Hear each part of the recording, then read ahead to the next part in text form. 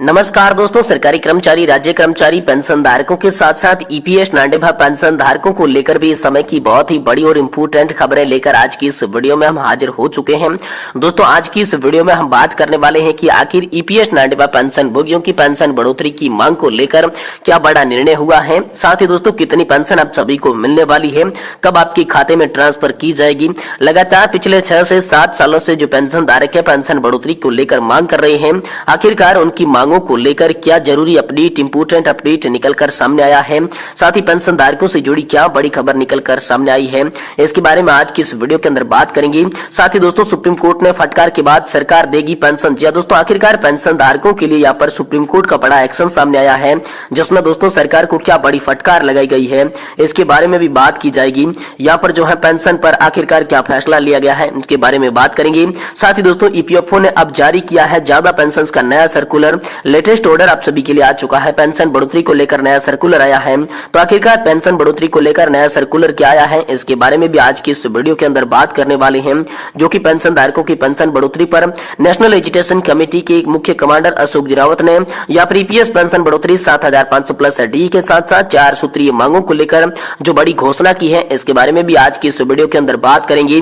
साथ ही दोस्तों, EPS pension धारकों के लिए 3 अलग अलग प्रकार की लिस्टें जारी हो चुकी है, जिसमें यहाँ पर 9000, 7500 और 5000 रुपए की जो पेंशन है वो क्रमश दोस्तों 10 लाख, 35 लाख और 20 लाख लोगों को मिलने वाली है, जो कि पेंशन धारक हैं। तो आपको कितनी पेंशन मिलेगी, हम इस हिसाब से आप सभी को कैलकुलेशन करके बताएंगे।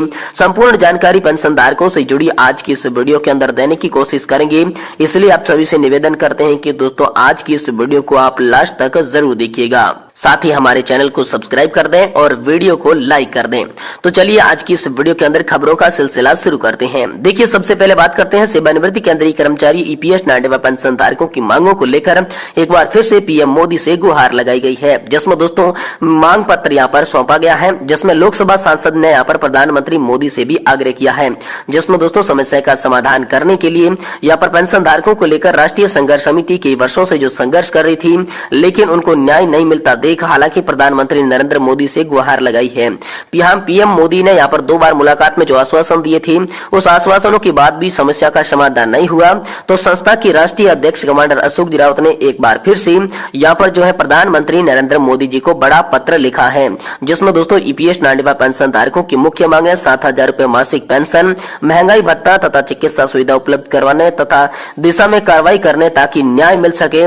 इसको लेकर बड़ा दोस्तों पत्र हाल फिलहाल में सौंप दिया गया है। इसको लेकर दोस्तों क्या बड़ी खबर होगी, जैसे आगे आने वाले समय में जो अपडेट होगा वो हम आपको तुरंत देने की कोशिश करेंगे। लेकिन दोस्तों, कितनी मिलेगी पेंशन और कब मिलेगी पेंशन, इसको लेकर बड़ा अपडेट सामने आया है। तो दोस्तों, आप सभी की जो पेंशन है इसके अंदर 5-10% की बढ़ती की गई है, लेकिन ईपीएस नांडेभा पेंशन धारकों की पेंशन के अंदर कोई भी वृद्धि आप सभी के लिए नहीं की गई है।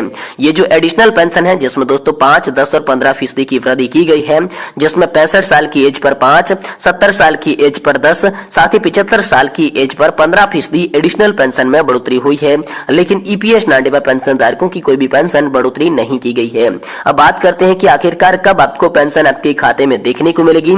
तो इसको लेकर हाल फिलहाल में सरकार ने आदेश जारी किया गया था, जिसमें कहा गया था कि पेंशन धारकों को पेंशन जिस तरीके से सरकारी कर्मचारियों को सैलरी दी जाती है, उसी तरीके से पेंशन धारकों को पेंशन मिलेगी। यानी कि अब आपको पेंशन पाने के लिए 1 या फिर 2 महीने का इंतजार नहीं करना पड़ेगा। जिस तरीके से सैलरी मिलती है उसी तरीके से महीने के आखिरी वर्किंग डे पर आप सभी के खाते में, पेंशनर्स के खाते में पेंशन आने वाली है। ये बड़ी खबर हाल फिलहाल में आप सभी के लिए सामने आ चुकी है। वही दोस्तों, सुप्रीम कोर्ट से बड़ा अपडेट आप सभी पेंशन धारकों के पक्ष में देखने को मिला। जी दोस्तों, आखिरकार पेंशन धारकों को सुप्रीम कोर्ट ने बड़ी राहत दे दी है। जी दोस्तों, आप सभी जानते होंगे कि ईपीएस नांडेभा पेंशन बढ़ोतरी को लेकर लगातार संघर्ष चल रहा है। वही कर्मचारी भी पेंशन धारकों को लेकर, पेंशन को लेकर जो है लगातार सुप्रीम कोर्ट का रुख कर रही है।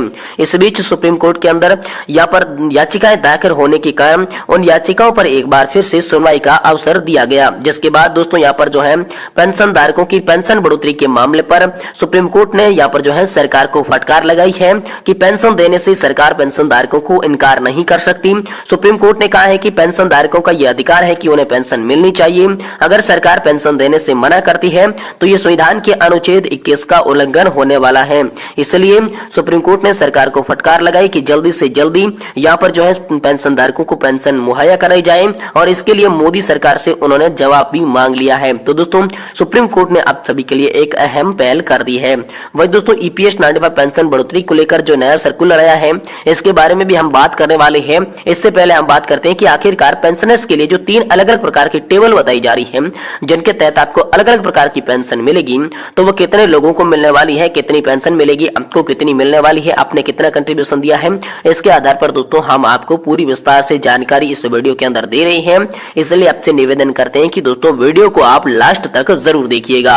देखिए हाल ही में दोस्तों केंद्र यहाँ पर जो है कर्मचारी भविष्य निधि संगठन की ओर से एक नया कैलकुलेशन पेंशन को लेकर सामने आया है, जिसमें दोस्तों आप सभी के लिए 3 अलग प्रकार की लिस्टें जारी कर दी गई है, जिसमें दोस्तों आपकी कंट्रीब्यूशन के हिसाब से आपको पेंशन दी जाएगी, जिसमें दोस्तों 5,000 रुपए की पेंशन 20 लाख पेंशन धारकों के खाते में ट्रांसफर की जाएगी। इसको लेकर बड़ा आदेश आया है। वह ऐसे पेंशन धारक होंगे जिन्होंने यहाँ पर ईपीएफओ के अंदर कंट्रीब्यूशन तकरीबन दोस्तों 10 से 15 साल या फिर 15 से 20 साल तक का कंट्रीब्यूशन किया है, उनके खाते में दोस्तों अभी हाल फिलहाल में 5,000 रुपए न्यूनतम पेंशन ट्रांसफर की जाएगी, और ये पेंशन जो है 20 लाख लोगों को मिलने वाली है।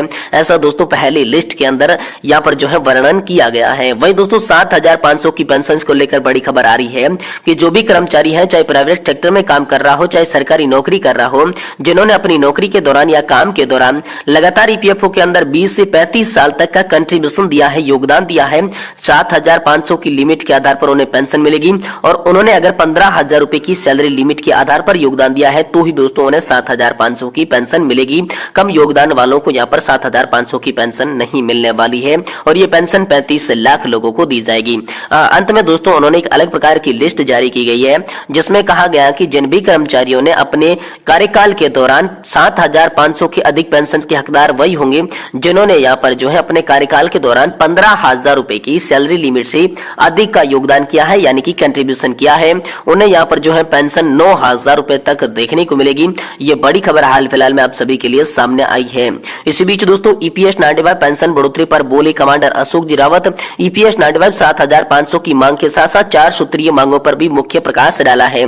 जी दोस्तों आज पेंशन की मांगों को लेकर बड़ी खबर सामने आई, जिसमें नेशनल एजुकेशन कमेटी के मुख्य कमांडर अशोक जी रावत ने सभी पेंशन धारकों के लिए बड़ा आदेश जारी किया है, बड़ा अपडेट जारी किया है, जिसके तहत दोस्तों यहाँ पर जो है ईपीएस 95 राष्ट्रीय संघर्ष समिति के अध्यक्ष कमांडर अशोक जी रावत ने ईपीएस पेंशन धारकों की पेंशन की जो 7,500 के साथ साथ अन्य 4 सूत्रीय मांगे हैं उनका उल्लेख करते हुए पेंशन धारकों से कहा कि हमें उम्मीद थी 2024 के लोकसभा चुनाव से पहले कि हमारी सारी की सारी जो है पेंशन की मांगे मंजूर होगी, लेकिन आचार संहिता लग चुकी है, अभी तक हमारी एक भी मांग मंजूर नहीं हुई है।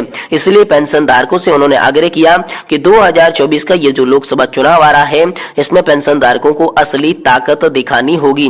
जी दोस्तों कमांडर अशोक जी रावत के द्वारा ये बड़ा अपडेट हाल फिलहाल में आप सभी के लिए जारी किया हुआ है। इसी के साथ दोस्तों ईपीएफओ ने यहाँ पर आप सभी के लिए नया सर्कुलर जारी किया है, नई टेबल आप सभी के लिए जारी कर दी जा चुकी है, जिसमें दोस्तों 15,000 रुपए की सैलरी लिमिट के आधार पर आपको कितनी पेंशन मिलेगी, आपने कितना कंट्रीब्यूशन किया है वह भी दर्शा दिया गया है। साथ ही अगर आपने 15,000 रुपए की सैलरी लिमिट के अधिक का योगदान किया है, मान लीजिए आपकी सैलरी 25,000, 20,000 या फिर 50,000 रुपए की है, तो आपने उस सैलरी के हिसाब से कंट्रीब्यूशन किया है तो आपको कितनी पेंशन मिलेगी, ये भी दोस्तों नई टेबल के साथ आप सभी को बता दिया जा चुका है। तो दोस्तों नई टेबल हाल फिलहाल में आप सभी के लिए जारी हुई है, लेकिन आधिकारिक तौर पर इस टेबल को अभी तक लागू नहीं किया गया है। आचार संहिता हटने और चुनाव के परिणाम